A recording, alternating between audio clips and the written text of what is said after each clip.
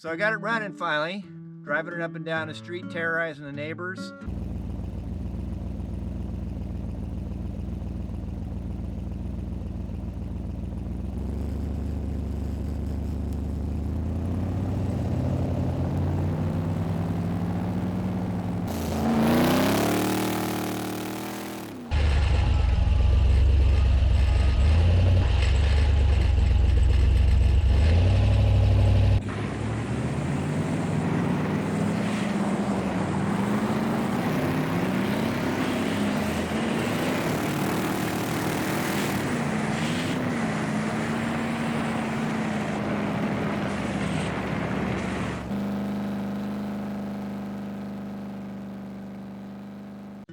All four gears work on manual valve body, which is a sloppy hack, wiring hack that happens to work on a 4T80.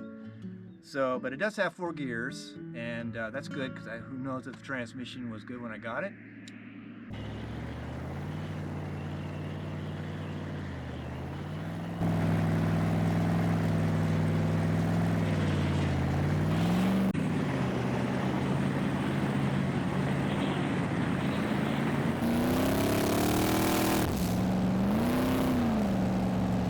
The torque converter in the car is a modified 4T80 torque converter. They don't make aftermarket torque converters for the 4T80, so one has been modified. It's supposed to have a flash point of 3,000 RPMs, and I think that would be great for racing, but it feels pretty loose on the street. It's just, I can't really get a good sense of it connecting speed of the car to the RPM of the engine.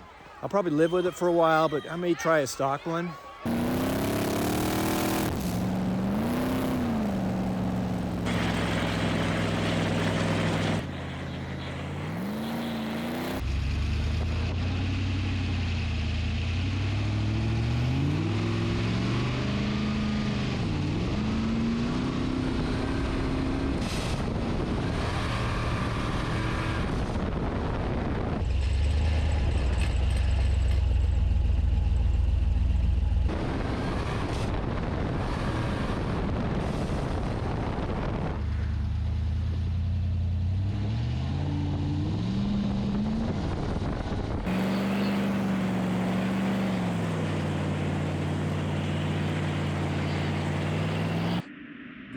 Multi-point fuel injection is not working still because cam sensor location's in a different place. I think it's 180 degrees off. I'm not quite sure.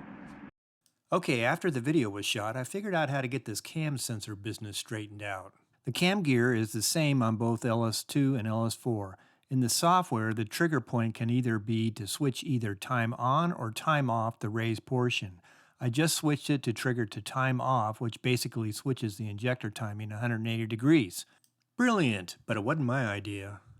Now, you may be wondering, why don't I just use an LS2 cover? That is because the LS4 accessory drive belt would run directly into the sensor, and I'm sure the smell of the belt rubbing on the sensor would get annoying. Another thing I was told to do is add a 1/4 watt 5,000 ohm resistor between the 12 volt and sensor wire. Not sure why, just doing what I'm told.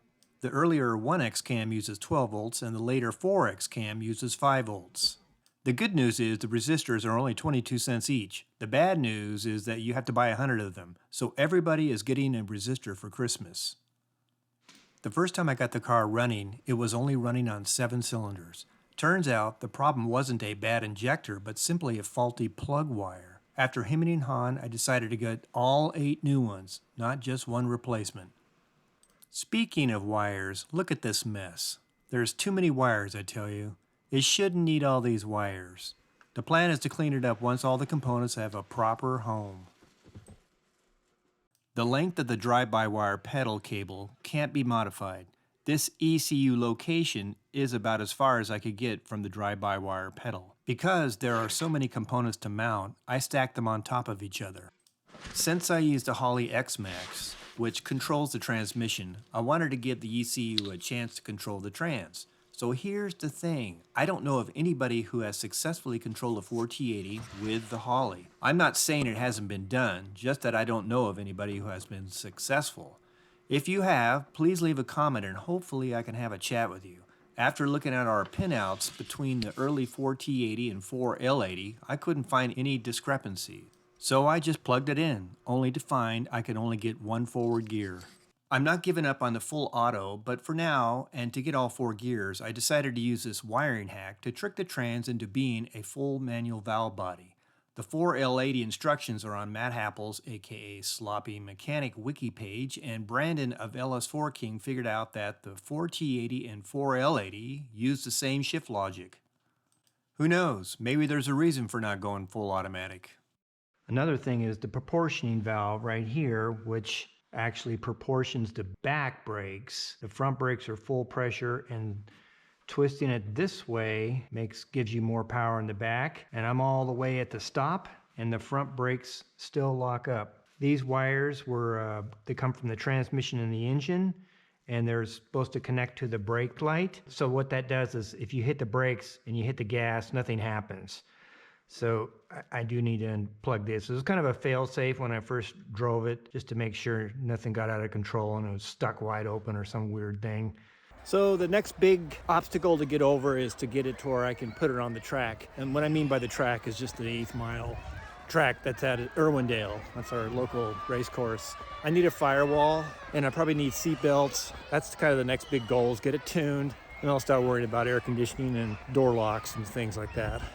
Still don't have this worked out on the expansion tank and overflow tank. What happens now is the car gets hot, it fills up the overflow tank and just comes out the little weep hole right there. But when it cools down, it doesn't suck it back into the engine. The line from the overflow tank, as you see right there, goes to right here, which is after essentially the radiator cap. So anything that gets through the radiator cap to that overflow tank, and it should theoretically suck it back in when it gets cool, but that's not what's happening. This line on the bottom, which is before the radiator cap, goes to the top of the expansion tank. This line on the top of the expansion tank runs all the way to the top of the radiator. That was just a bleed hose is what it was, to equalize the pressure and the volume between the radiator and the engine. Anyway, I don't have it plumbed right. If anybody wants to take another stab and tell me how to do it, I'm all ears. Here's how I shift when parallel parking going back and forth between first and reverse.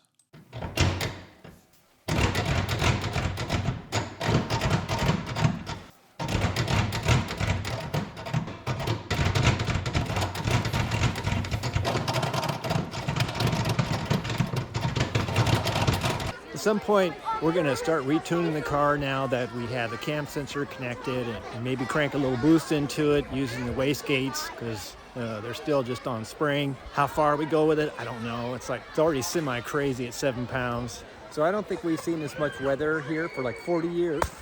Hey kids, stop that. The car is really peppy. My gosh. When you step on the gas, it shoots up to 4,500 RPMs, and it's moving right along. I bypassed the whole Corvair motor. Yeah, no. You think? You can only do so much with those. I had to look. Okay, I'm trying to beat the sun around the mountain. Yeah, okay, so take care. What a pleasure it was to see it, man. Great job.